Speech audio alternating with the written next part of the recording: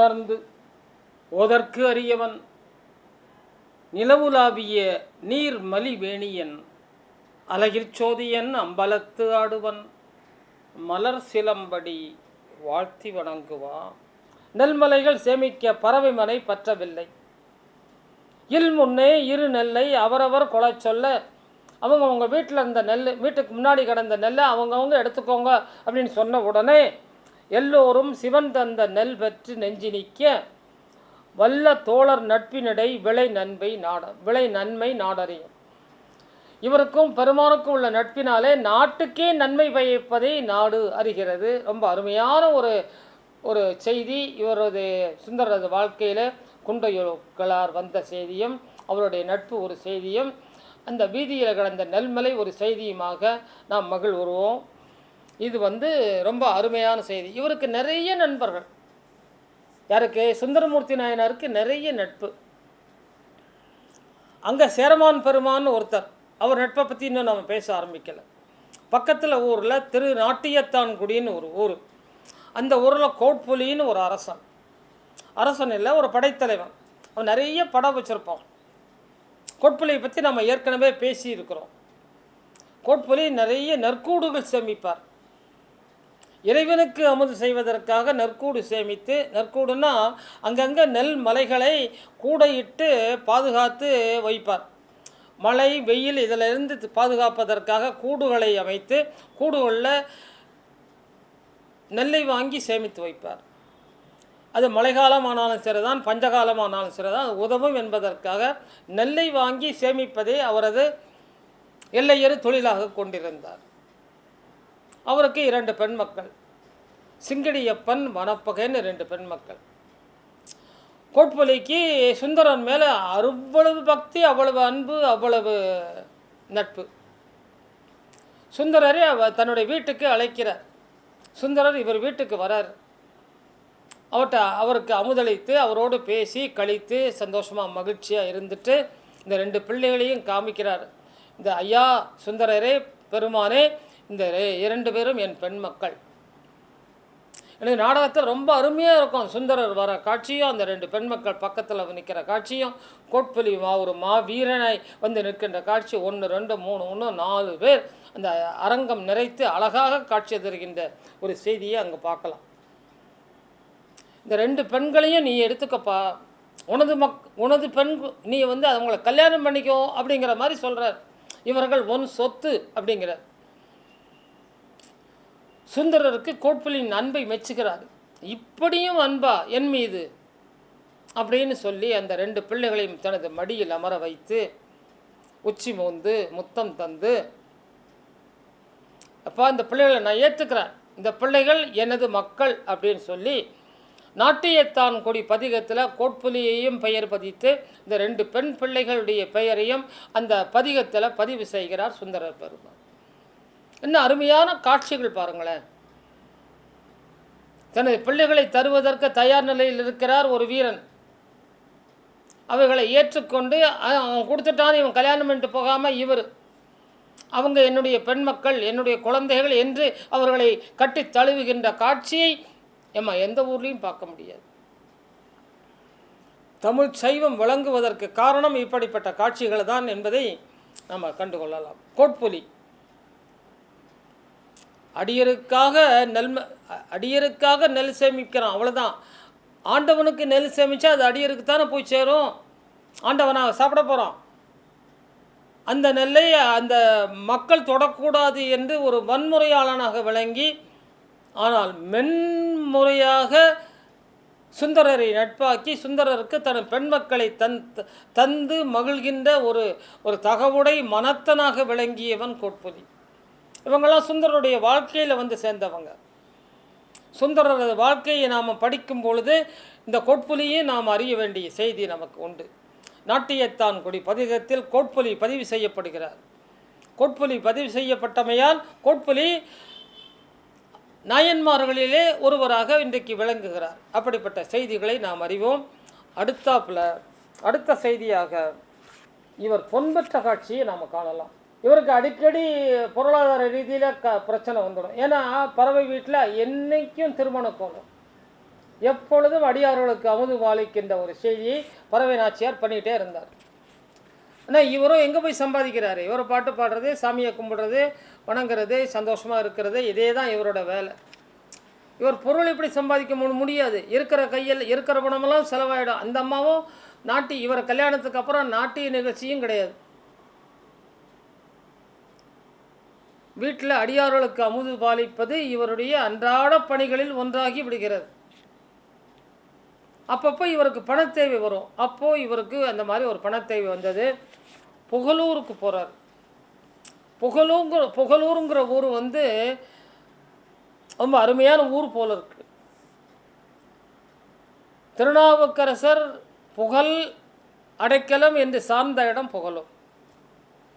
முருகநாயனார் தனது மலர் கைங்கரியத்தால் நாயன்மாராக விளங்கிய நல்லூர் புகழும். அதே புகழூருக்கு நம்முடைய பெருமானம் போகிறார். சுந்தரர் பெருமானம் போய் இந்த மாதிரி எங்கள் வீட்டில் கொஞ்சம் வருமானம் கொஞ்சம் கம்மியாகி போச்சு, அடியாருக்கு உதவணும், அடியாருக்கு அமுது செய்யணும், என்ன கொஞ்சம் கவனிப்பாங்கிறார். அவர் ஒன்றும் அசரலை. புகழூர் பெருமான், புகழூர் மேவிய புண்ணியன் ஒன்றும் அசரலை. இவருக்கு சோர்ந்து போய் சற்று அயர்கிறார், கண் அயர்கிறார். அங்கேருந்து 2 செங்கல் எடுத்து வச்சு அந்த செங்கல் மேலே தனது அங்கவஸ்திரத்தை தூக்கி போட்டு அழுத்தக்கூடாது தலைக்கு வச்சு படுத்து தூங்குறார். தூங்கி எழுந்து துண்டை உதறி தோளில் போடுறார். செங்கல் பொண்ணாயிட்டுது, செங்கல் தங்கமாயிட்டுது. எப்படி அது? பெருமான் எப்படி கொடுப்பாரு? செங்கலை தங்கமாக்கி கொடுத்தார். புகழூரில் செங்கல்லை தங்கமாக்கினார். இப்பவும் அந்த ஊரில் போனால் எல்லாரும் வீடு கட்டும் போது 2 செங்கலை கொண்டாந்து இந்த கோயிலில் வச்சு பூஜை போட்டு எடுத்துகிட்டு போவாங்க. அவங்க வீடுகள் தங்கமாக்குமாம் அதற்காக. எனவே புகழூரில் இவர் தங்கம் பெற்ற கதையை நம்ம பார்க்கலாம். தன் பறவை மடம் சேர்ந்து தனி என்பு செய்வார்.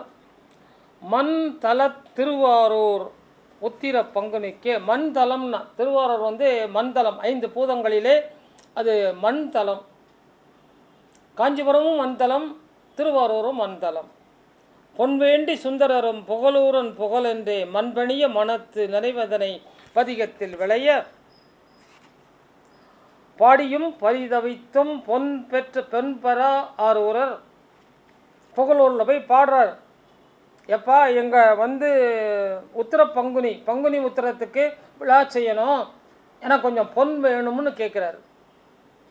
பாடியும் பரிதவித்தும் பொன் பெற ஆரூரர் நாடி எம்மடமும் செல்லாதே கோயிலோரம் வாடி துயிலுற வாகாக அணையனவே தேடிய செங்கல் சில கொண்டு அடுக்கி தன்பட்டு துகிலதனால் போர்த்து மூடி மென்பட்டு மேனி சாய்த்து துயின்று எழவே.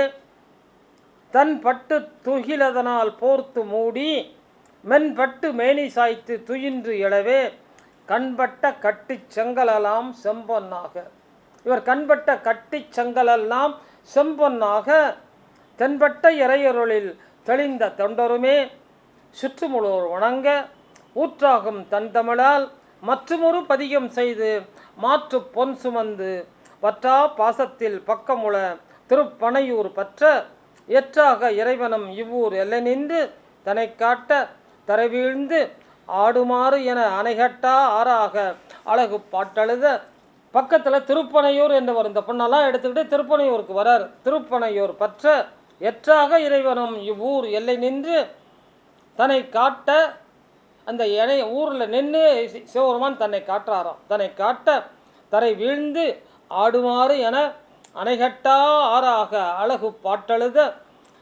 பனைக்காட்டான் பணிந்தே பாவலரும்.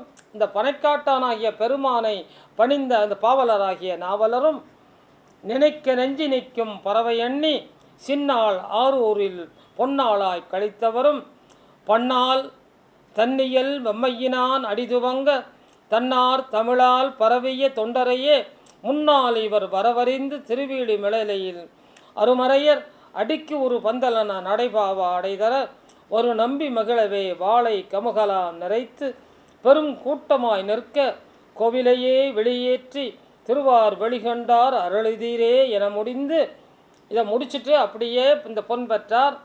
பக்கத்தில் திருப்பனையூர் போனார். அங்கிருந்து தல யாத்திரையாக திருவேலி மழலைக்கு போகிறாரு. மழலையிலே திருவேலி மழலையில் அடியறலாம் இவரை வரவேற்று காத்திருக்க திருவேலி மகிழவே சின்னாட்கள் இங்கிருந்து நடுவழியாய் வாஞ்சியம், திருப்பத்தூர், நின்றியூர், திருச்சித்தீஸ்வரம் கண்டு அரிசிற்கரை புத்தூர் அரிசித்து ஆவடு துறை கண்டு அருளி தலையாத்திரை போகிறாங்க. இந்த மூவர் முதலில் சுந்தரரும் இந்த மாதிரி தலையாத்திரை நிறைய போனவர். தொடர்ந்த காவிரியின் தென் கரை தலம் தொழுதே படர்ந்த பாசமிக இடை மருதூர் சேர திரு இடைமருதூர் அடர் அன்பில் அழகு தமிழ் ஆர்க்க பாசுரங்களாக்கி கடந்தே திரு நாகேஸ்வரம் சார்ந்து நின்று பதிகம் செய்து சிவபுரமாகி திருக்கலநல்லூர் பதியினிலே குறும்பை முலை பாமாலை தந்து துதித்தே குடமூக்கு வலஞ்சொலி இறைகண்டே பதித்த தன் பாசுரத்தால் அப்பரவர் தீட்சை பெற்ற திருநல்லூர் சிறப்பித்து செஞ்சொல் காண்பார்.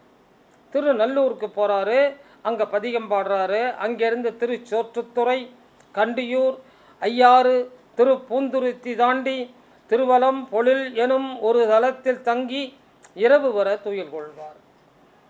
திருவலம் பொழில்ங்கிற இடத்துல போய் தங்கி இரவாயிடுது, தூங்குறார். மலபாடி மறந்தங்கே வாராது சென்றாயோ, இறைவன் கனவுல வரான். பக்கத்து ஊர் மலபாடியை விட்டுட்டு இங்கே வந்து படுத்துக்கிறார். எங்கே போய் படுத்துக்கிறாரு? திருவலம்பொழில்ங்கிற ஊரில் போய் இரவு தங்குறாரு. மலபாடியை விட்டுட்டு வந்துடுறார், அங்கே பாடாமல் வந்துடுறார். இறைவன் கனவுல வந்து கேட்குறான், ஏன்பா மலபாடிக்கு வராமல் போயிட்டிய? மலபாடிக்கு வந்து என்ன பாடலையா? எல்லா ஊர்லேயும் சிவபெருமான் தான் இருக்கிறான், சிவலிங்கமாக தான் இருக்கிறான். ஒவ்வொரு ஊரையும் பாடணுங்கிறது இறைவனுக்கு ஆசை. ஏன்னா அந்த ஊரில் பாடினாங்கன்னா அந்த ஊர் பதிகம்னு சொல்லி அந்த ஊருக்காரங்க வழிபடுவாங்க இல்லையா? இப்போ திருவள்ளிதாயத்துக்கு வந்து பாடினோன்னா இன்றைக்கி நம்ம சொல்லிக்கிட்டு இருக்கோம் ஞானசம்பந்தர் பாடுறான்ட்டு. எனவே இவர்களெல்லாம் பதிகம் பாடுவதன் மூலமாக இந்த பதிகம், இந்த கோயில் பாடல் பெற்ற பதிகம், இந்த கோயில் பாடல் பெற்ற தலம் என்று சொல்லி அந்த தலத்திற்கான மரியாதையும் வழிபாட்டு செம்மையும் அதிகரிக்கும். அதுக்காகத்தான் சிவபெருமானே முனைகிறார். ஏன்பா மலபாடிக்கு வராமல் போயிட்டியே, அங்கே வந்து ஒரு பதிகம் பாடி இருக்கலாமே அப்படின்னு கேட்குறாரு.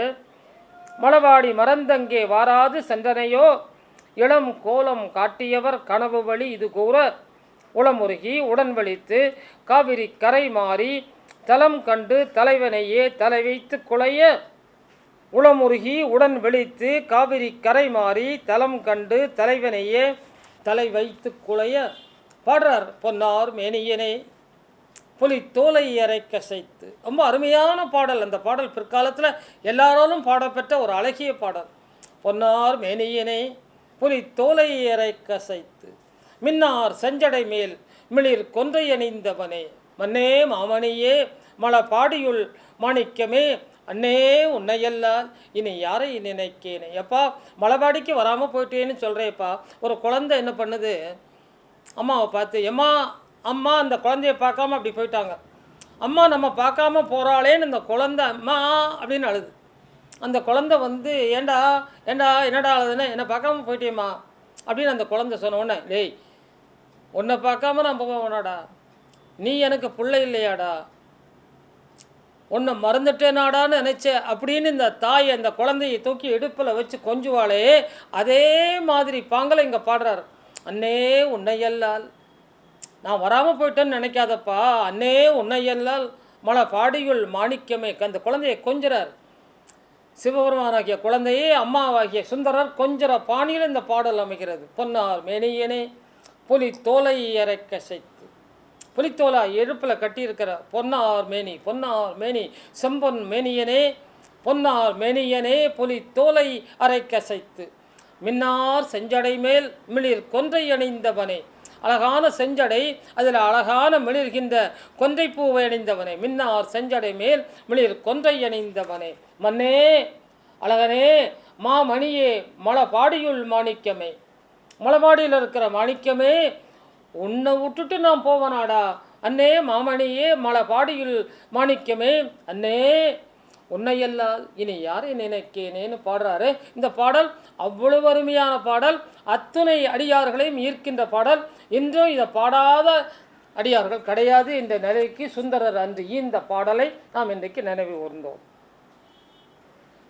பொன்னார் மேனியனே பொருந்தி பாடி சின்னாள் அங்கிருந்து சேர்ந்த காவிரியின் தன்னார் தலமலாம் தரிசித்து தாழ் சேர்ந்து விண்ணார்க்கும் வியன்பதி திரு ஆனைக்கா அடைய தொண்டர் நடுவு என ஆனைக்காவில் அன்புடனே கண்டபிரானை மறைகளாயின நான்கும் முதலடியாய் வண்டமலில் எம்மை ஆளுடையாரே என ஈற்றடியாய் தொண்டனிட்டே வணங்கி வளம் பெறுவார்.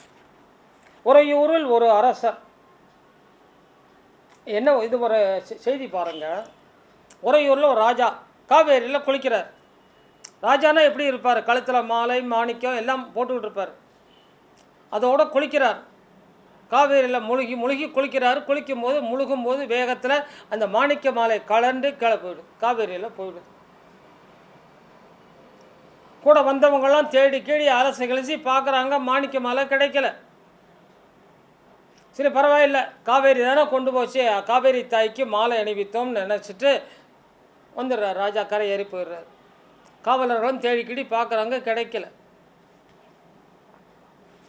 பார்த்தா அன்னைக்கு அந்த ராஜா குளிச்சு போட்டு ஆடையெல்லாம் அணிந்து கொண்டு கோவிலுக்குள்ளே வரார். வந்து இறைவனை வணங்குகிறார். பார்த்தா அங்கே அபிஷேகம் பண்ண குடத்துக்கு அந்த குடத்தில் காவேரி தண்ணியை எடுத்துகிட்டு வந்து இறைவன் முழுக்காட்டு செய்கிறாங்க. திருமேனிக்கு திருமஞ்சனம் காட்டுகிறார்கள். காட்டும் போது பார்த்தா ராஜா பார்த்துக்கிட்டு இருக்கும்போதே அந்த குடத்திலேருந்து மாணிக்க மாலை இறைவன் கழுத்தில் வந்து விழுது.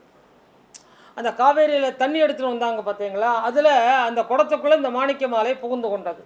என்ன அழகான செயல் பாருங்க.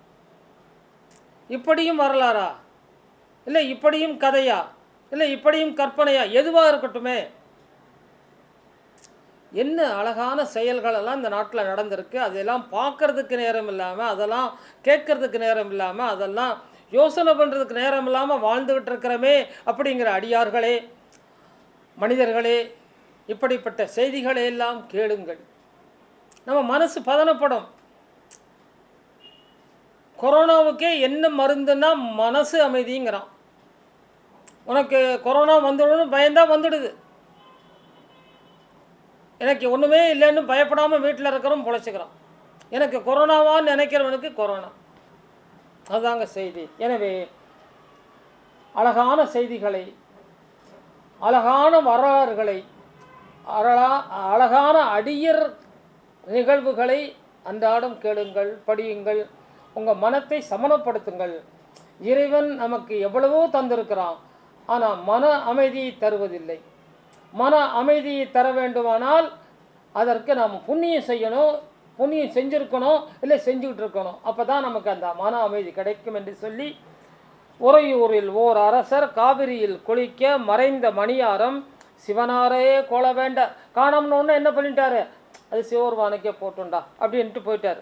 நெறித்தெரு மஞ்சன குடத்துள்ளே புகுமாலை சிறந்த நீராட்டில் சிவன் கழுத்தே சேர அரசனுக்கு அருள் புரிந்த அருந்திரத்தை முரசரையும் முறையென முத்து பதிகம் தன். இந்த நிகழ்ச்சியை சுந்தரமூர்த்தி நாயனார் தனது பதிகத்தில் கொண்டு வந்து காட்டுகிறார். பரிசன பொன்வேண்டி பாச்சிலா பாடிட்டு பக்கத்தில் திருப்பாச்சிலாச்சிரமம். இங்கே தான் நமக்கு ஞாபகம் வரும். திருஞான சம்பந்தர் மலவன் மகளை முயலகன் என்ற வாத நோயிலிருந்து விடுவித்த ஒரு தலம் திருப்பாச்சிலாச்சிரமம். அந்த தலத்துக்கு இவரும் போகிறார். பரிசன பொன்வேண்டி பாச்சிலாச்சிரமத்தான் பாட எரிச்சலன அங்கே எங்கே போனாலும் பொண்ணு கேட்குறாரு. ஆண்டவனுக்கே கொஞ்சம் எரிச்சல், சும்மா சும்மா இவருக்கு கொடுத்துக்கிட்டே இருக்கிறமேன்னு அவன் வருத்தப்பட்டானோ நம்ம தெரியலை, எரிச்சல் பட்டானோ நம்ம தெரியலை. அவருக்கு எரிச்சல் வந்ததோலே இவருக்கு எரிச்சல் வந்துட்டு. எரிச்சலன கிடைக்காதே இவர் இல்லை என்றால் பிரான் ஒருவர் பூமிதனில் இல்லையோ அப்படின்னு பாடிடுறாரு.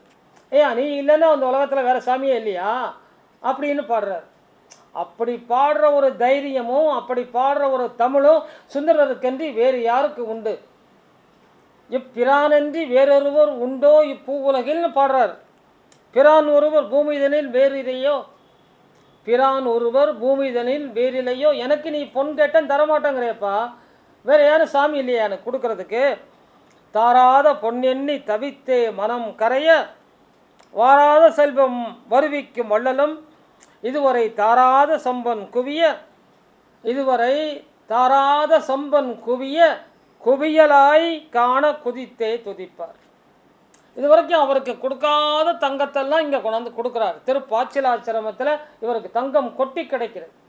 குண்டையூரில் நெல் கொடுத்தார், புகழூரில் செங்கல்லை சம்பனாக்கினார், திருப்பாச்சிலாசிரமத்திலையும் தங்கம் தரார். துதித்த தூயவனும் சிறுகாலம் தள்ளி சீர் பொன்னி நதிநகரம் தலம் காண தவித்தே நகர்பவரும் பதி திருப்பைஞ்சிலி வணங்கி. திருப்பைஞ்சிலின்னா வாழைமரம் தலைமரமாக இருக்கிற ஊர், பைஞ்சிலின்னா வாழைமரம், திருப்பைஞ்சிலி என்பது அந்த தலத்தின் பெயரும் ஆகும்.